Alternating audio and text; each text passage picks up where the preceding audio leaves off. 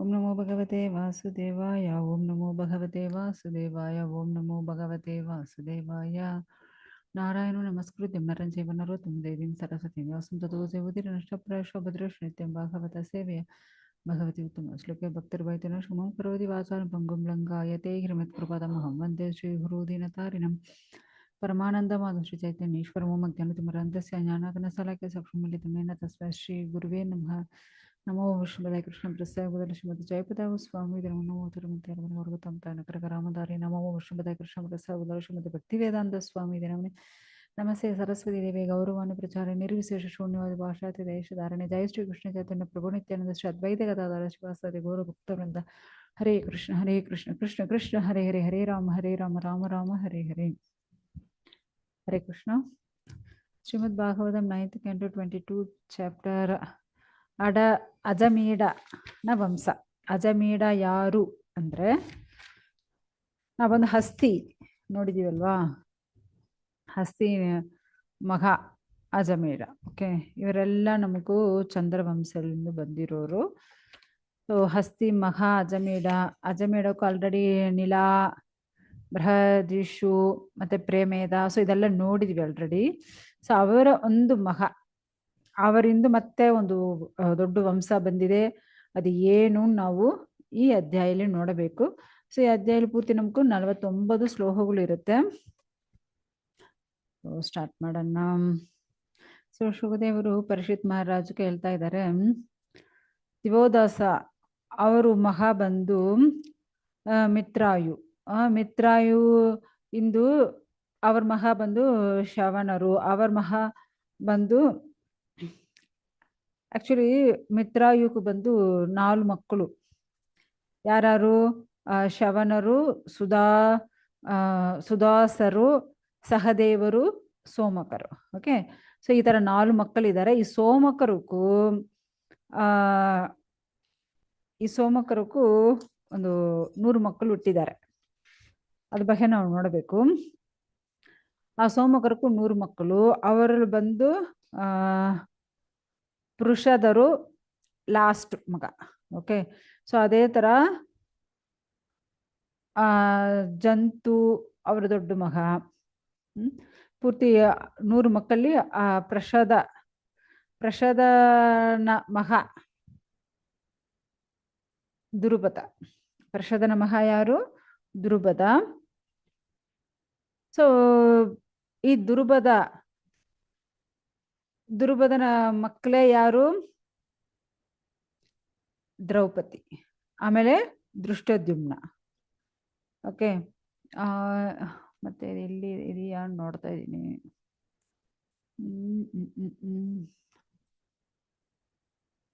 ಇಲ್ಲಿ ಫೋಟೋಲಿ ಕಾಣಿಸಿಲ್ವೇ? ಓಕೆ,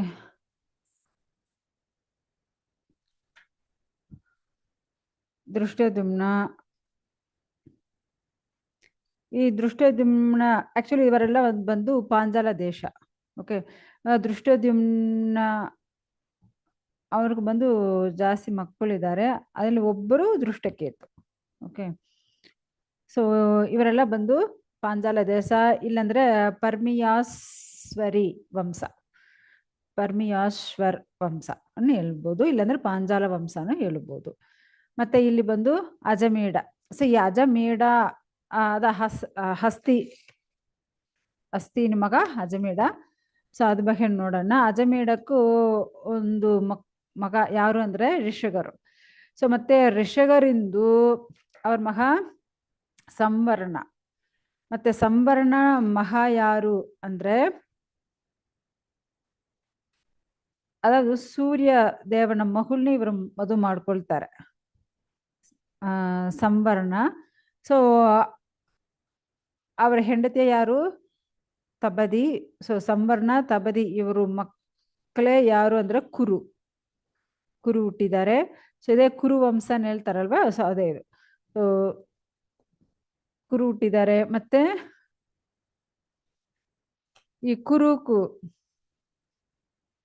ಕುರುಕು ಎಷ್ಟು ಮಕ್ಕಳು ಅಂದ್ರೆ 4 ಮಕ್ಕಳು. ಯಾರು? ಪರೀಕ್ಷಿ, ಸುಧನು, ಜಹ್ನು, ನಿಷದರು. ಸೊ ಈ ತರ 4 ಮಕ್ಕಳು. ಅಲ್ಲಿ ಬಂದು ಸುಧನ ಮಹಾ ಯಾರು ಅಂದ್ರೆ ಸುಹೋತ್ರ. ಸುಹೋತ್ರ ಮಹಾ ಶವನರು. ಶವನರು ಮಹಾ ಬಂದು ಕೃತಿ. ಮತ್ತೆ ಕೃತಿயின் ಮಹಾ ಬಂದು ಉಬರಿಶರವಸು. ಓಕೆ. ಮತ್ತೆ ಅವರ್ ಮಹಾ ಬಂದು ಬೃಹತ್ ರಥ. ಓಕೆ. ಈ ಬೃಹತ್ ರಥನ ಮಹಾ ಆಕ್ಚುಲಿ ನೀವು ನೋಡಿದ್ರೆ ಈ ಬೃಹತ್ ರಥ ಈ ಹೆಸರು ಇಟ್ಕೊಂಡ್ಬಿಡಿ. ಯಾಕಂದ್ರೆ ಈ ಬೃಹತ್ ರಥನ ಮತ್ತೆ ಒಂದು ವಂಶವು ಬರುತ್ತೆ ಮಗಧ ದೇಶದಲ್ಲಿ. ಸೊ ಬೃಹತ್ ರಥನ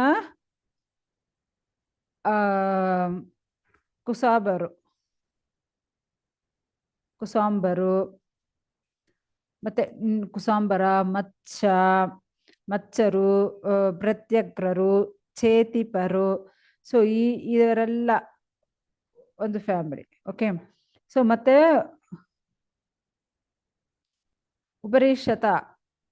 ಉಪರಿಷತ ವಸು ಅವರ ಮಕ್ಕಳು ಛೇದಿ ದೇಶನಿ ರಾಜ್ಯ ಪರಿಪಾಲನಾ ಮಾಡ್ತಾ ಇದ್ರು. ಆಮೇಲೆ ಬೃಹತ್ ರಥ ಇಂದು ಕುಶಾಕ್ರರು ಹುಟ್ಟಿದ್ದಾರೆ. ಮತ್ತೆ ಅವರ್ ಮಹಾ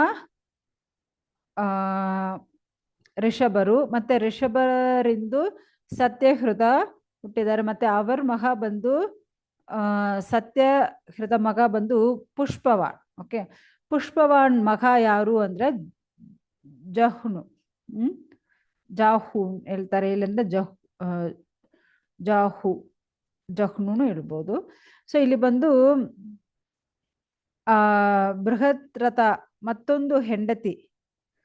ನಾವು ಆಲ್ರೆಡಿ ಹೇಳಿದ್ದೇನಲ್ಲ, ಬೃಹತ್ ರಥ ಒಂದು ಮಹಾ ಕುಶಾಗ್ರ ಆ ತರ ಬರ್ತಾ ಇದೆ. ಮತ್ತೊಂದು ಹೆಂಡತಿ ಗರ್ಭಲ್ಲಿ ಒಂದು ಮಗನ 2 ಪೀಸ್ ಆಗಿ ಹುಟ್ಟಿದ್ದಾರೆ. ಸೊ 2 ಪೀಸ್ ಆಗಿ ಬಂದಿದೆ. 2 ಪೀಸ್ ಆಗಿ ಬಂದ್ರು ಇದೇನಪ್ಪ ಈ ತರ ಇದೇನು ಅವರು ಬಿಸಾಕ್ಬಿಡ್ತಾರೆ. ಆದ್ರೆ ಅಲ್ಲಿ ಒಂದು ಈ ಬ್ಲ್ಯಾಕ್ ಮ್ಯಾಜಿಕ್ ಮಾಡ್ತಾರಲ್ವಾ. ಸೊ ಒಂದು ರಾಕ್ಷಸಿ ಝರಾನು ಒಂದು ರಾಕ್ಷಸಿ ಅವ್ರೇನ್ ಮಾಡ್ತಾಳೆ, ಆ ಮಗುನ ಎತ್ತು ಅವರು ಸೇರ್ಸ್ಬಿಟ್ಟು ಈ ಮಗುಗೂ ಪ್ರಾಣ ಬರ್ಲಿ ಆ ತರ ಹೇಳಿ ಅವ್ರೇನ್ ಮಾಡ್ತಾರೆ, ಪ್ರಾಣ ಕೊಟ್ಬಿಡ್ತಾರಂತೆ. ಮತ್ತೆ ಆ ಝರ ಏನ್ ಮಾಡ್ತಾರೆ, ಎತ್ಕೊಂಡ್ ಬಂದು ರಾಜನ ಹತ್ರ ಕೊಡ್ತಾರಂತೆ, ಬೃಹತ್ ರಾಜನ ಹತ್ರ. ನೋಡಿ ನಿನ್ ಮಹಾಕು ಪ್ರಾಣ ಬಂದಿದೆ, ಓಕೆ ನಿನ್ಗೆ ಏನ್ ಬೇಕು, ನನ್ನ ಹೆಸರಲ್ಲಿ ಈ ಮಗುಕು ಇಡಬೇಕು. ಅದಕ್ಕೆ ಅವ್ರಿಗೂ ಜರಾಸಂಧ ಹೆಸರು. ಓಕೆ. ಸೊ ಮತ್ತೆ ಜರಾಸಂಧನ ಮಹಾ ಸಹದೇವನು. ಸಹದೇವನ ಮಹಾ ಯಾರು ಅಂದ್ರೆ ಸೋಮಾಪಿ ಮಹಾ ಯಾರು ಅಂದ್ರೆ ಶ್ರುತಸ್ರವ. ಓಕೆ. ಸೊ ಈ ತರ ಒಂದು ಫ್ಯಾಮಿಲಿ ಇದೆಲ್ಲ ಬಂದು ಮಗಧ ದೇಶಕ್ಕೂ ಇರುತ್ತೆ. ಮತ್ತೆ ಪರೀಕ್ಷಿ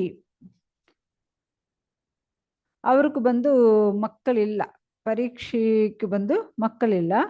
ಮತ್ತೆ ಜಹ್ನು ಅವ್ರಿಗೂ ಎಷ್ಟು ಮಕ್ಕಳು, ಅವ್ರ ಬಗ್ಗೆ ನಾವು ನೋಡೋಣ.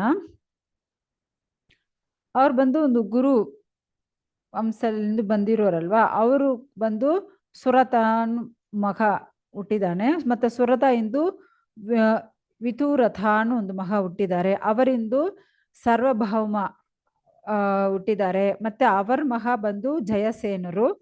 ಮತ್ತೆ ಜಯಸೇನರು ಮಗ ಬಂದು ಯಾರು, ರಾಧಿಕಾ. ಮತ್ತೆ ರಾಧಿಕಾನ್ ಮಗ ಬಂದು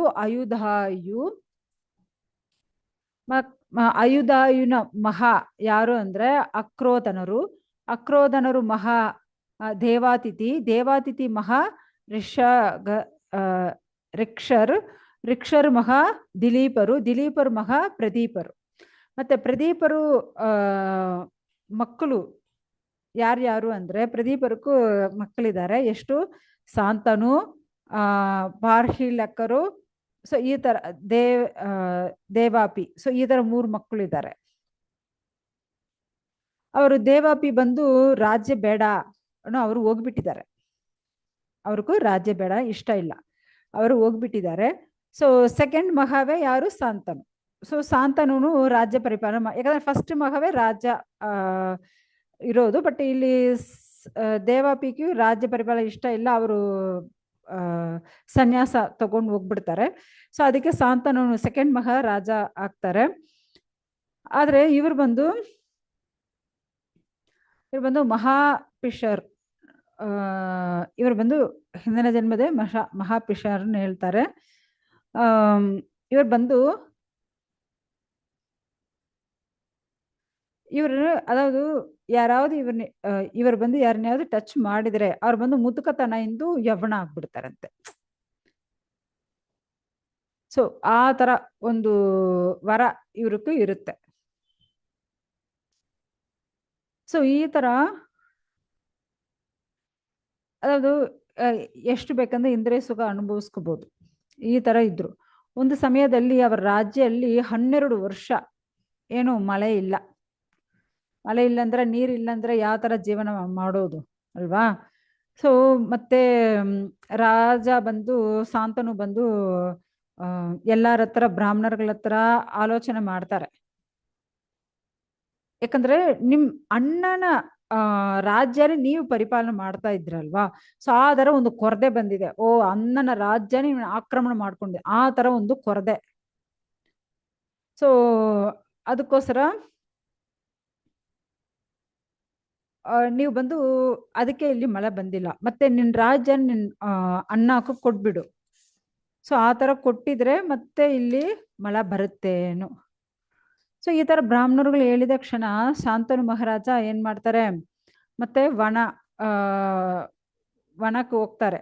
ಯಾಕಂದ್ರೆ ಅಲ್ಲೇ ಅಲ್ವಾ ಅವರ ಅಣ್ಣ ದೇವಾಬಿ ಇದ್ದಾರೆ. ಮತ್ತೆ ರಾಜ್ಯ ಪರಿಪಾಲನೆ ಎಲ್ಲ ದೇವಾಬಿ ಹತ್ರ ಅವ್ರ ಹತ್ರ ಹೇಳ್ತಾರೆ, ಅಣ್ಣ ನೀವು ನೋಡಿ ನಿನ್ ರಾಜ್ಯ ನಾವು ಇಟ್ಕೊಂಡಿದ್ರಿಂದ 12 ವರ್ಷ ಮಳೆ ಇಲ್ಲ. ಮಳೆ ಇಲ್ಲ ಅಂದ್ರೆ ಯಾವ ತರ ಜೀವನ ಮಾಡೋದು, ವ್ಯವಸಾಯ ಎಲ್ಲಿಂದ ಮಾಡೋದು, ಮತ್ತೆ ಪಶು ಪಕ್ಷಿಯಿಂದ ಮನುಷ್ಯರಿಂದ ಎಲ್ಲಾ ಜೀವರಾಶಿಗಳು ನೀರ್ ಬೇಕಲ್ವಾ. ಸೊ ಈ ತರ ನೀರಿಲ್ಲ ಅಂದ್ರೆ ಏನ್ ಮಾಡೋದು, ಮತ್ತೆ ಪ್ರಜೆಗಳನ್ನ ಯಾವ ತರ ರಕ್ಷಣೆ ಮಾಡೋದು. ಯಾಕಂದ್ರೆ ಒಂದು ರಾಜನ ಕರ್ತವ್ಯ ಏನು, ಪ್ರಜೆಗಳನ್ನ ರಕ್ಷಣೆ ಮಾಡೋದು. ಬಟ್ ಅದು ನಾವು ಮಾಡಕ್ ಆಗಲ್ವೇ. ಸೊ ಅದಕ್ಕೆ ನೀವೇ ಈ ರಾಜ್ಯ ಇಟ್ಕೊಂಡ್ಬಿಡು ಅಂತ ಹೇಳ್ತಾರೆ. ಸೊ ಆಕ್ಚುಲಿ ಆ ಟೈಮಲ್ಲಿ ಶಾಂತನುಕ್ಕೂ ಒಂದು ಮಂತ್ರಿ ಇದ್ರು, ಯಾರು, ಅಶ್ವವಾರರು. ಸೊ ಈ ತರ